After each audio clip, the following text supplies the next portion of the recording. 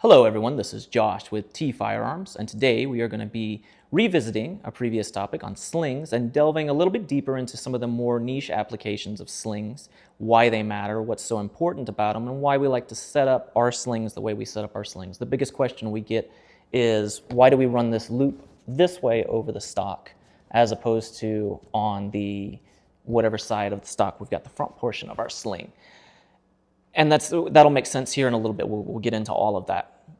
The primary purpose of a sling and the reason you should own a sling is the same reason you should own a holster for your pistol. And that's kind of the best way to view a good sling. Is it is a means of stowing your rifle so that you can do other things. If I need to do administrative tasks with my hands, I need to maybe open doors, render aid, anything like that, post-lethal encounter, having the option to securely place my rifle in an easily retainable position without it getting in my way is what I'm looking for, and that's what you need out of a good sling. That should be more or less your primary consideration with your sling.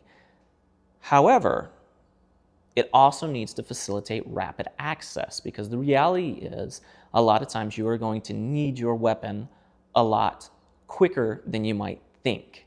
And it's a bit of a paradox, because what feels like seconds can actually be minutes and vice versa in a lethal encounter. And it's very weird, especially in extremely what I call high danger situations where it's something switches in your mind when your mind knows you're about to die or genuinely thinks you're going to die, and it messes with a lot of different things. So while you might think you have a lot of time, you might not have a lot of time, or you might have a lot of time where you don't think you have time. And so figuring out how to balance that psychological panic that occurs during those situations is its own topic that we can deeply look into later on. But it is one of the important reasons why you should be training with your gear, and why you should be training under a clock and doing everything you can to help make yourself more proficient without actually having to put yourself in danger. So that should you ever find yourself in danger, you're already set up to go, you already know what to do, and you're in a position to respond as effectively as possible. With all that being said, let's get into the primary drill you're going to want to run with a rifle that is equipped with a sling, so that you can figure out how to manipulate that sling and what you're wanting to do with that sling. So in this case, what we are going to be doing, and this drill is called a ready up drill. They're very popular in the military specifically, but really any type of discipline that involves rifles is going to have some variation of the ready up drill. And the ready up drill is simply you going from a low ready position, or in this case what I like to call stowed ready, where you get your sling tightened all the way up, you've got everything nice and close into the body. With the gun sitting as it is right now, not making any adjustments on the sling, I would have a very hard time bringing it into action. Could I do it? Yeah, I could short stock like this and gangster lean my gun and make it work, but it's definitely not ideal. So given that, there is a high potential I could be in a stowed ready position as opposed to a low ready position and have to get into action. I need to train myself in the mechanics to do that. And so for me personally, when I'm running these drills, I like to start out like this, unless I'm doing some kind of speed drill or something like this. But generally speaking, if I'm tromping through the woods or something like that, or even doing, like if I'm doing an obstacle course competition or something like that, where I'm running two gun and I've got a rifle and I've got a pistol and I'm moving, I'm going to have everything cinched up as tight as possible, because I want to afford myself the ability to move, the ability to do other tasks with my body and my hands without having this rifle dangling everywhere and bouncing around and all that fun stuff. So that being the case, I need to have the ability to quickly get out of this. And how do we get that? Is through training and having a good sling. So we discussed this sling previously in our other video, which I'll link that one down in the description. This is one of the Tulsa Textile Solution slings. It's kind of one of my favorites right now, and part of me putting this sling through its paces is doing these videos like this, so you can see how I like to run it. And they say you don't truly become an expert until you can teach the material that you claim to be an expert on. So in doing so, we will get to prove whether this sling is as good as I think it is. So what we're wanting to do, and any good sling should allow you to do this, is let's say we've found ourselves in a lethal encounter going from a fairly peaceful situation. And this was very common personally for me in Afghanistan. We would frequently go out on patrols, what we call presence patrols. And the intent, while not obviously stated, was for us to walk around in circles until somebody shot at us, and then we would shoot at them more betterer and diffuse the situation. Definitively. So let's say that's our scenario here. You're LARPing in your house, and whatever faction you think are the boogeymen have decided that today's the day they're going to run a home invasion. So there you are, you're just chilling in your house, you're watching us on YouTube because you're awesome and you like to do that. And you've got your gun and you're running these drills along with me and you think it's super cool. And then all of a sudden your door flies open. Okay, what are you going to do? Well, you got to get your gun up in action. This has gone from a very relaxed, very chill situation to a very high stakes situation instantly. And in that moment, you have to be able to bring your weapon up to bear quickly. So we're going to walk through this, and I'm using this much larger 18-inch rifle with the full stock specifically because, one, the larger size will allow me to exaggerate a lot of these movements and break these concepts down very small. But it also goes to show that if you can do it with a large rifle like this, you can do it with a much smaller rifle. And that is something that I would generally, especially in like an urban situation like this, I would prefer to use it as small as possible while still being as lethal as possible. And that's its own fun little balancing act we'll get into, I'm sure, in future videos. So, door kicks open. We're ready to go. We've already locked and loaded. We've got live ammo in this thing for whatever reason. Maybe we were fixing to go stow it in the back or something like that. So we've got it in a fully ready position. What we need to do is bring our weapon up and get on target and get those shots cranking off. So the first thing I'm going to do is I will grab my pistol grip with my firing hand. And what I'm going to be doing is I'm going to be using my elbow and my thumb to drive that grip forward. And in doing so, I'm creating a little bit of space down here so that I can start to work my sling while also slowly bringing this.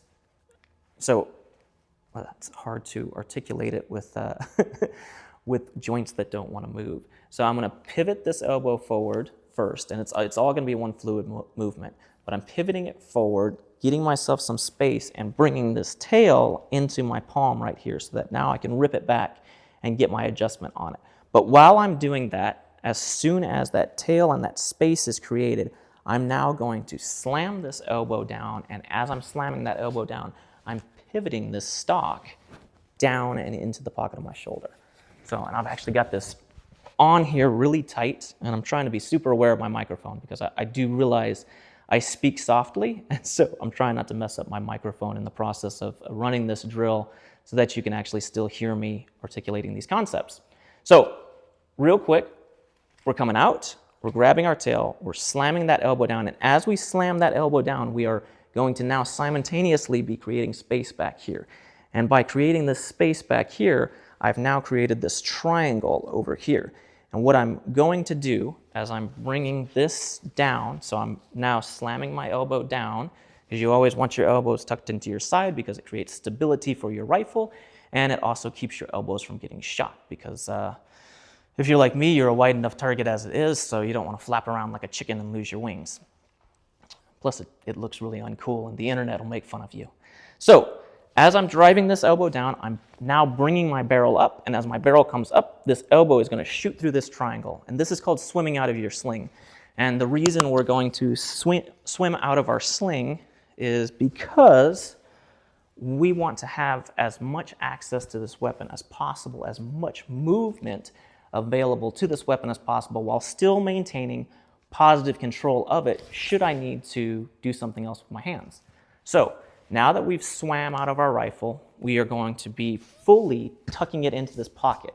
Now, our firing hand primarily should always just be used to fire our weapon system.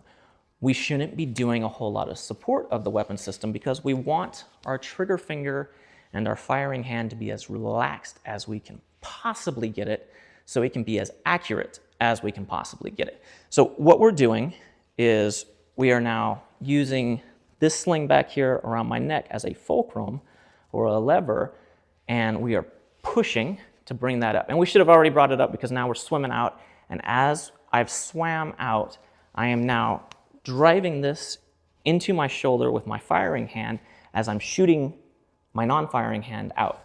And as we discussed in our previous video, the way I like to set up my rifle system is so that my front sling swivel is going to be my outermost limit that I want to shoot my hand to. I know if I go past this, I'm going to start hitting, possibly risking getting in front of my muzzle device, in front of my barrel, obscuring my optic, touching my suppressor, whatever. So I know as soon as I hit that's as far as I ever want this hand to go, and normally I'll come back just like an inch or two, and that's going to put me right on my buttons or anything that I need to have accessible for this hand to manipulate and run administratively on the rifle, while also giving me maximum reach, because anytime you're shooting a rifle system, it's going to be a giant lever. So in order to mitigate the effects of that lever, you get your hand out there and you now control the lever.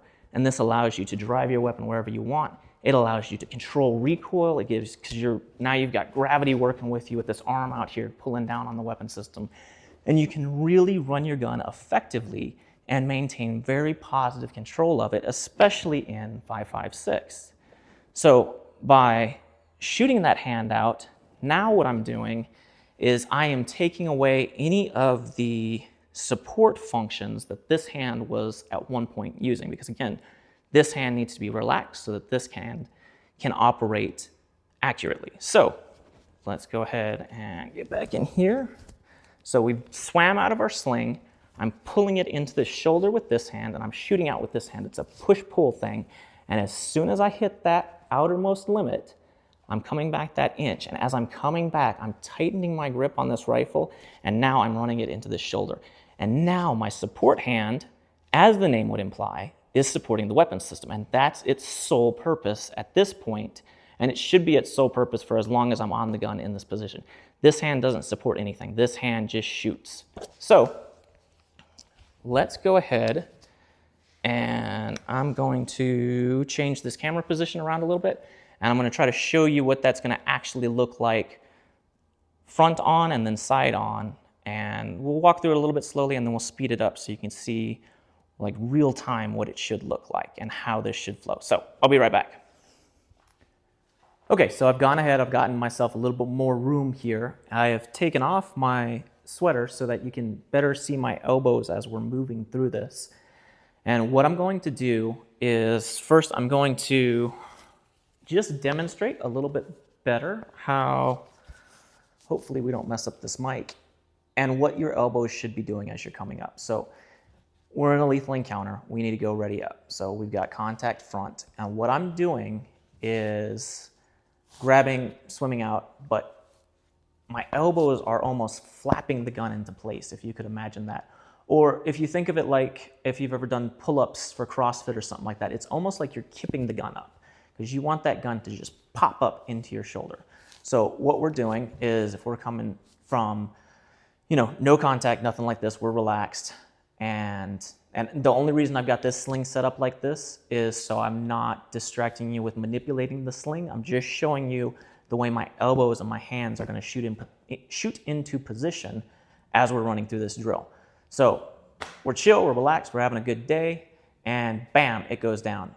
I'm grabbing my pistol grip, I'm kipping my elbow slightly forward, and as I'm doing that, I'm using momentum and my thumb and index finger to pivot this gun up into position, and at the same time, my support hand is shooting out so that it can support the gun. So we're chilling, we got nothing going on, bam, and I'm up and I'm on the gun. And as you can see, the elbows slightly flare and then they lock in. And as they're locking in, I'm shooting out, I'm grabbing onto, my pressure switches, all of that fun stuff, and I'm getting myself in tight control of the gun as quickly as possible, so that now I've got full control of my weapon system. I'm able to run all of my controls. I can run my selector lever, I can run my trigger. I've got everything I need to be able to access where I need it to be in a manner that's going to be as lethal, as effective as possible in the shortest amount of time. So again, we are going to grab our gun, kip with our elbows, and get on the gun. So at full speed, it should look something like this. And this is actually a terrible gun for this. This is a magnified optic, and it's extremely disorienting coming onto the gun and having it magnified. But that being said, again, we're grabbing our gun, flapping our elbows, and getting on it as quick as possible. So contact front. Oop. This mic's going to be the death of me. All right, so contact front, and we're up and we're on the gun. And you can see as I'm coming onto the gun, I'm leaning into it aggressively. You always want to be chest and shoulders towards the enemy, and you want to be pushing into that gun. Everything you're doing is setting yourself up on that gun so that you are able to maintain accuracy throughout sustained fire. Because as that recoil starts rocking that gun, and it's one of the things that a lot of people have significant issues with, predominantly because, and with 5.56, especially if you're a male shooter, because we're strong and 5.56 is kind of weak, recoil-wise. So people will develop these bad habits where they're not managing their recoil effectively, which doesn't matter so much if you're shooting onesies and twosies at the range, but if you're gacking off half a mag or 10 rounds or 5 rounds or something like that, and you're trying to gain fire superiority effectively and quickly and accurately, you need to be on that gun and you need to be muscled into it. One of the things we used to do with our guys when we were afforded the opportunity, and back in the good old days, we had more combat-focused training available to us. And what I mean by that is, as NCOs, we had a little bit more leeway in how we could train our guys so that they wouldn't go overseas and die. And one of the things I liked to do, and it was something that I learned from a Green Beret buddy of mine, is let a guy go out that's having issues controlling the recoil of the gun and just flick it to full auto. And you can tell right away if they've got good control of the weapon. It's gonna bobble around and it's gonna make movement. It's gonna not be as accurate as it would be on semi-auto, but it's still gonna be controllable. They should still be able at 15 yards to put an entire magazine in an E-type silhouette. However, if they have any bad habits, and that's what I like to do, is because you get these stubborn individuals that are saying, no, I'm doing it right, I'm gripping it great, look at my groups, look at my groups. Okay, cool, flip it to full auto, now let's see what you can do. And all of a sudden, they'll start having those issues where the gun's trying to run away from it, it's trying to walk, it's going up, and it's because those fundamentals aren't there. And that's one of the reasons why I am so deliberate about talking about these fundamentals. Because, again, as another Special Forces buddy of mine told me once, the reason, and he was referring to himself, he said, the reason we're different from you, referring to me as a regular infantryman, or my guys, is not because we have a different colored hat than you or a longer tab on our shoulder than you.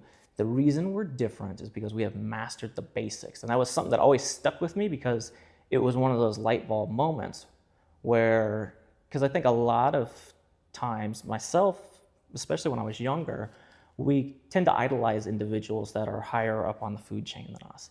And we say, okay, here's what makes them different from me. They had all this specialized training. They did all this cool stuff. They get the Gucci gear. That's why they're like, I could do that, but they got all of this stuff handed to them. So they're doing it. And, if I did that too, I would too. But the reality is much more mundane than that, and it's really fascinating, because the reality is, and this is anything in life, this is my dad advice for the day, is to be an expert at anything, you have to master the fundamentals of whatever that thing is.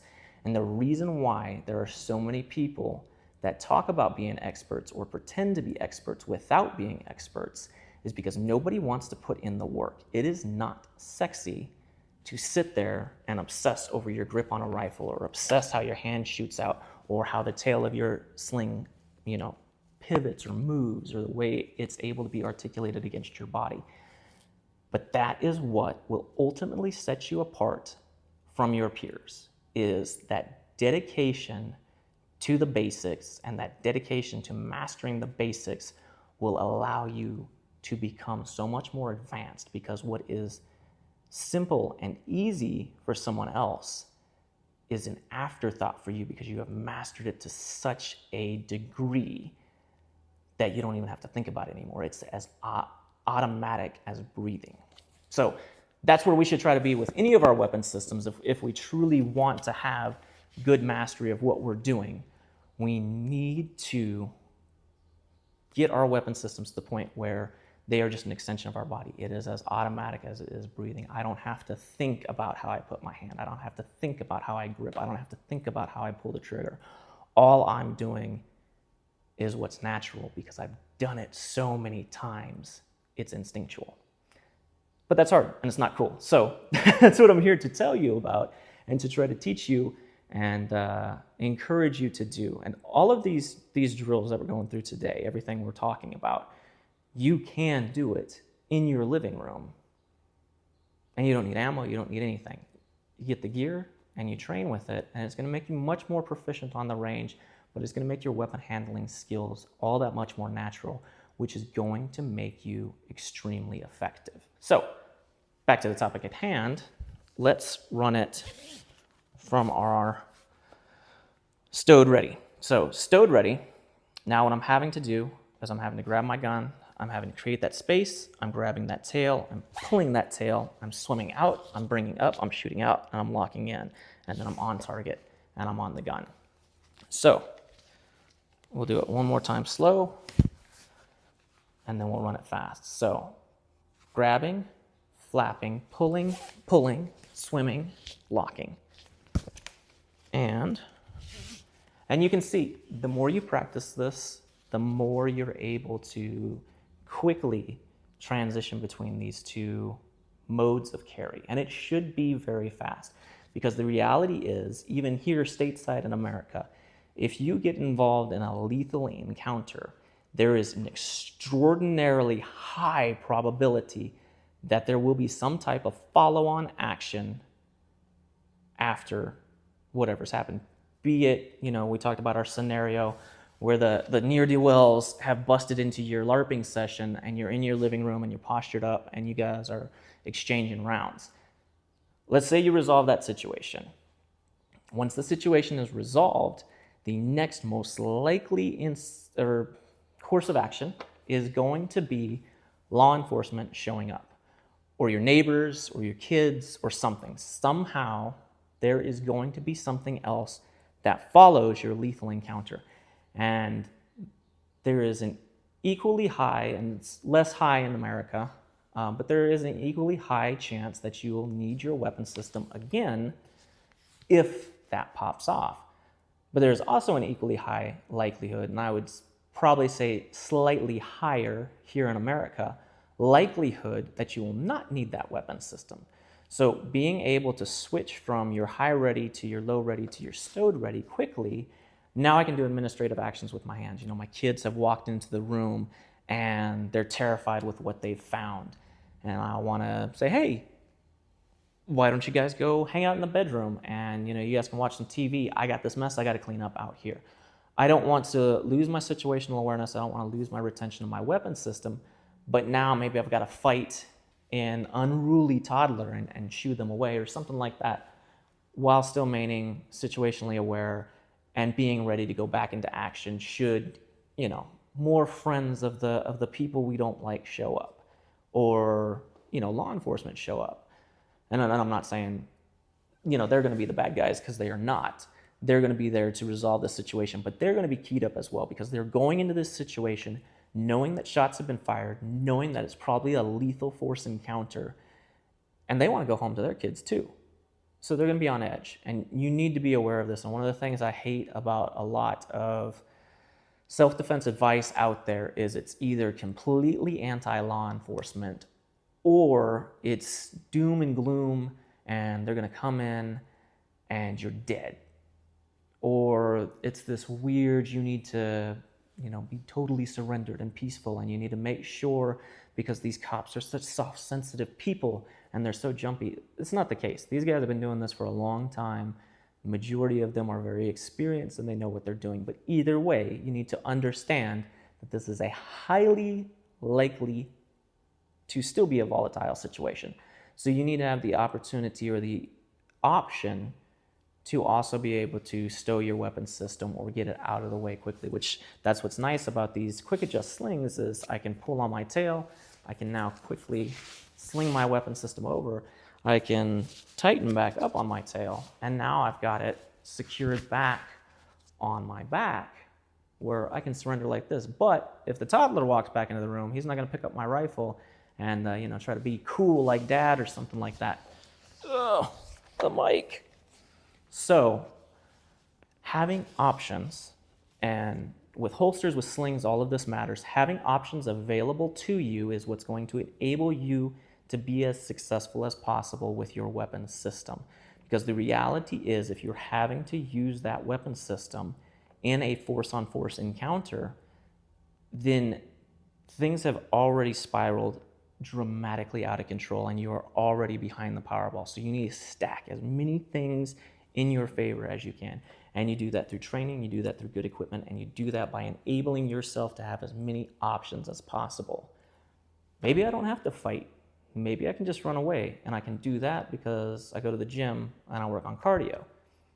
Maybe I do have to fight. Well, I can do that because I go to the range and I practice with my weapon system. So all of these things play into everything, and what you should be trying to do is make yourself as resilient and versatile as possible, so no matter what happens, you're able to respond with the most options available to you. And on that note, let's go back into our sling drills. So now what I'm going to do is I've got this in my stowed ready. I'm going to be quickly, as quick as I can, we'll see, grabbing my weapon system, grabbing my tail, bringing my gun up, and getting ready to go. So they kicked in the door. Bam! And I'm up. And so you can see it's not, I exaggerated a lot of the movements earlier. It is this, as I'm doing it in full speed, you can see it's almost a slip. I am rubbing my forearm around this and sliding out. And the big thing is that I'm sliding out because you want to get free of that sling as quickly as possible. And the reason you want to be able to maneuver in this sling, and I want to take this moment to point out this, speaking of slings, this is the one biggest issue I have with thin slings like this, is they tend to, especially if you're running a lot of these drills, they tend to roll. And it's just the nature of the strap being thin. I actually talked to the owner of Tosa Textiles, and he is planning on releasing a version with a wider shoulder pad-esque something on it. I don't know what it is exactly yet, but it should be pretty cool once it comes out. And that will mitigate this rolling issue. And that's just, it's the nature of thin slings like this. There's always, anything gear-wise, there's gonna be trade-offs. So let's go back to our drill.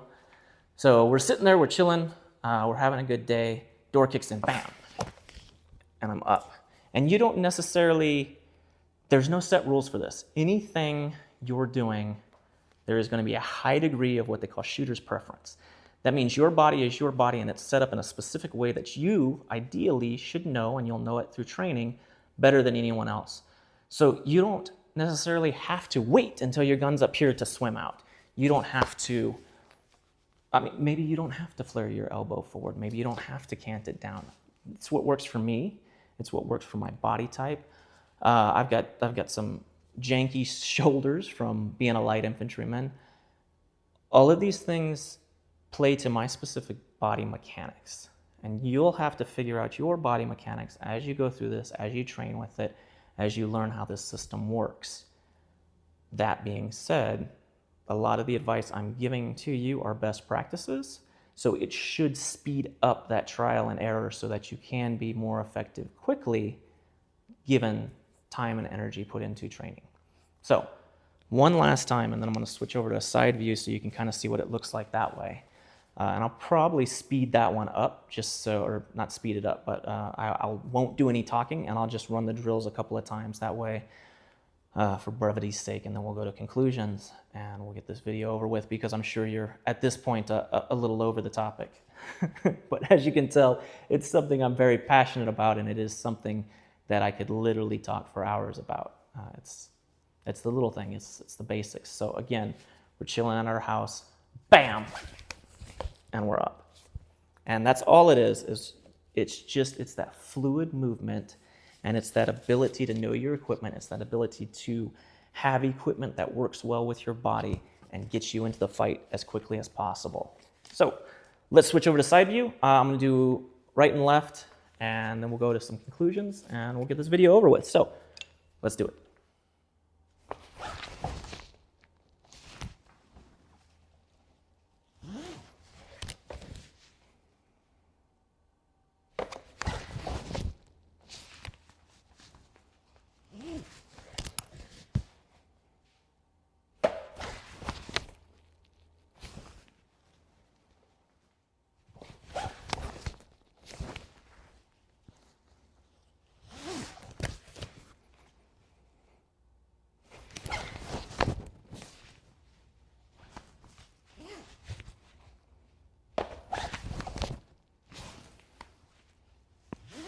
So as you can see, even from an extremely disadvantageous position, given the right equipment and the right training, you can still be very fast getting back on the gun.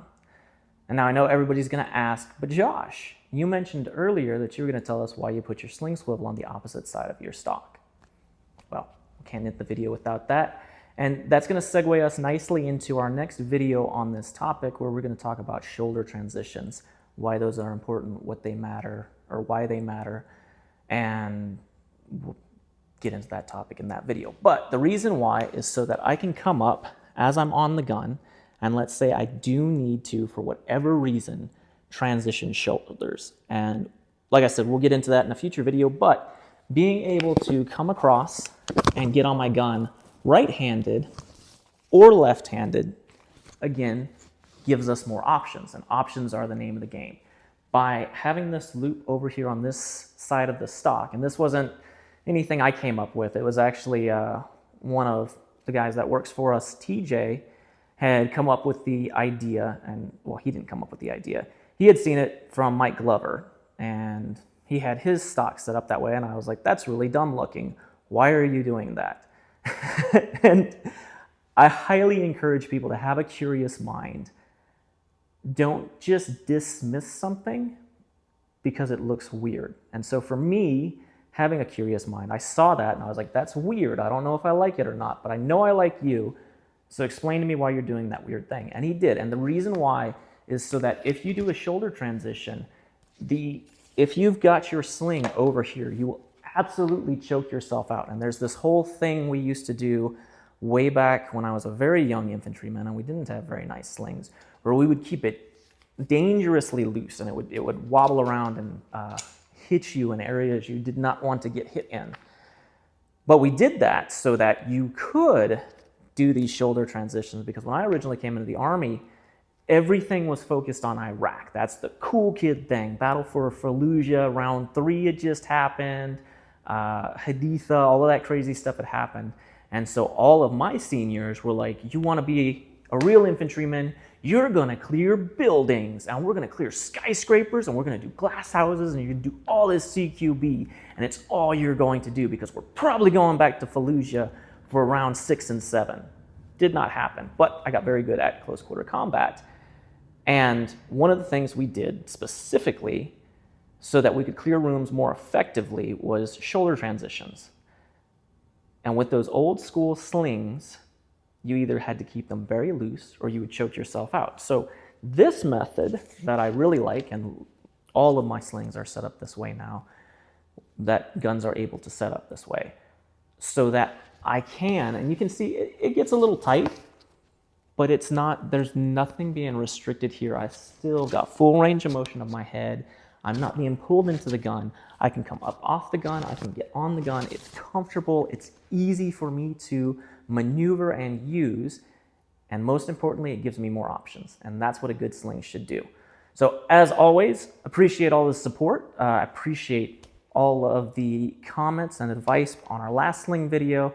The support, honestly, for as young as this channel is, has been mind-blowing. And I'm very excited to continue to bring you guys content just like this. Definitely give me feedback. That's what we're operating off of right now. The more you tell me, the more I can give to you, and the more videos we'll keep doing like this. So let me know what you like. Did I talk too long? Was it boring? Did you not like the subject material? Did you like the subject material? Was it informative? Do you want me to continue more topics like this? Let me know. Like I said, our next video on slings is going to be specifically about shoulder transitions, and then we will probably do another one about weapon transitions. So, see you on the next video, and thank you for everything.